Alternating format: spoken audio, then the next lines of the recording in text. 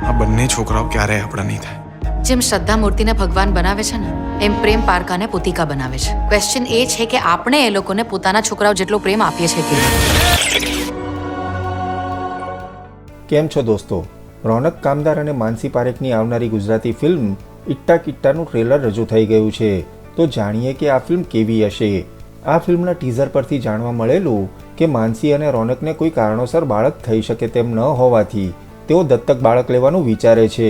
જો કે રોનક પોતાના મમ્મીથી થોડો ડરતો હોય છે, છતાં આ નિર્ણય કરે છે અને જરીવાલા ફેમિલીમાં એન્ટ્રી થાય છે ખુશી અને વિધિની. 6-7 વર્ષની ખુશી અને 13 વર્ષની દબંગ વિધિ આ ફેમિલીમાં આવ્યા બાદ કેવી ધમાલ મચાવે છે તે તો ફિલ્મ જોયા બાદ જ ખબર પડશે. ઓવરઓલ ફિલ્મનો સબ્જેક્ટ ખૂબ સેન્સિટિવ હોવા છતાં જે રીતની કોમેડી વણવામાં આવી છે તે જોઈને આ ફિલ્મ સહપરિવાર જોવાની મજા આવશે એવું લાગી રહ્યું છે.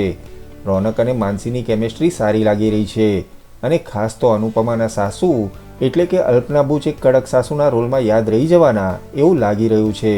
પ્રોડક્શન વેલ્યુ, મ્યુઝિક અને બાકી બધા ડિપાર્ટમેન્ટમાં ટ્રેલર ઇમ્પ્રેસ જરૂર કરે છે.